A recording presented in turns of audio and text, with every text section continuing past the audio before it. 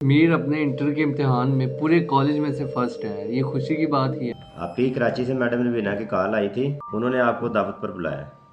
आप उनको मना कर दो, मुझे लगता है कि अभी दावत पे जाना मुनासिब नहीं। एक दूजे दा कदे ना दिल तोड़िए, हाँ तोड़िए। मैं तुम्हारा ही इस घर का नौकर नहीं हूँ जो तुम इस तरह हुक्म चला रहे हो मेरे पे। सब्जी लेकर आया हूँ। तो यार जाकर किचन में रख दो, तुम्हें किचन नजर आ रहा है। भाई राम से बोल, जा रहा हूँ, हर वक्त गुस्सा ही करता रहता है। मैंने कहा चले जाओ यहाँ से, कोई जिंदा नहीं रहेगा, किसी को नहीं छोड़ूंगा।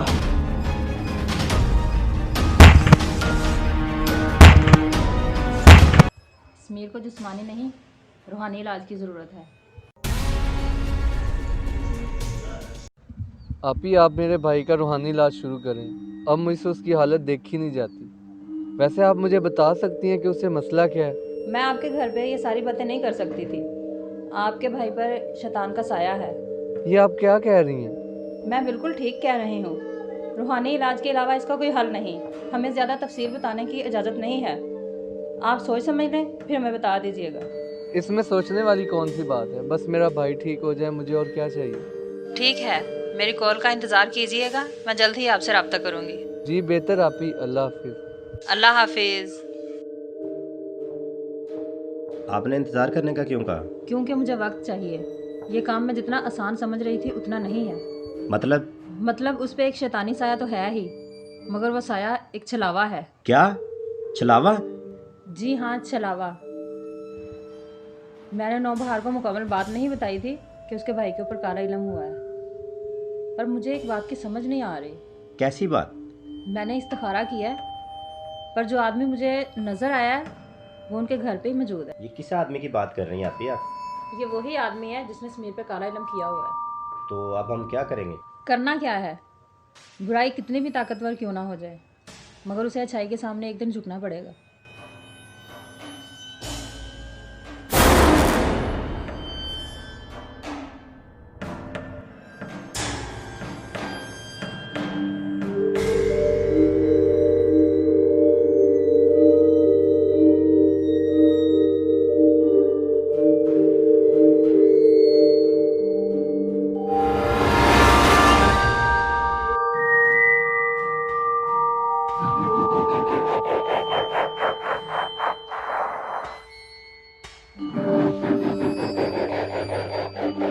कौन हो तुम?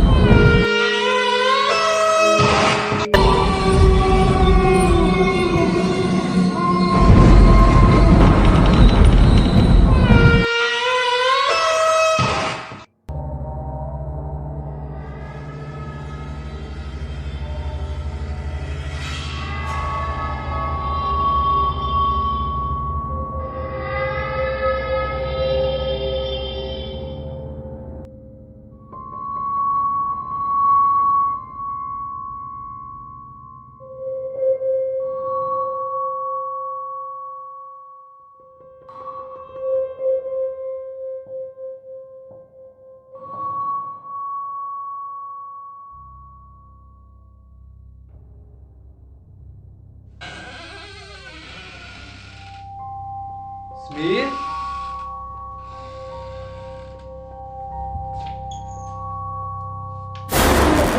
समीर, क्या खुदा, तूने मुझे डरा ही दिया यार।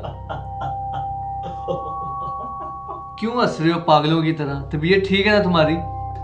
मैं बिल्कुल ठीक हूँ भाई। कहाँ जाते हो सारा दिन? किधर गायब रहते हो और क्यों इस कमरे में बंद रहते हो सारा दिन? कोई तो वजह बताओ मुझे। भाई मुझे नींद आ रही है, आप जाएं यहाँ से।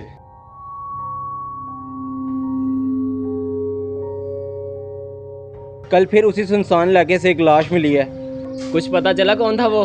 सुनने में आया था समीर का क्लासमेट था वो। उस दिन तो समीर ने बड़े दावे से कहा था मैं पकड़ूंगा उसे जो लोगों का कत्ल करता है। कत्ल बहुत बेरहमी से किया गया था। लाश पोस्टमार्टम के लिए भेजी गई है। सच कह रहा हूँ नौबर भाई, उसी सुनसान इलाके से एक और लाश मिली है। पुलिस उसकी इंक्वायरी कर रही है।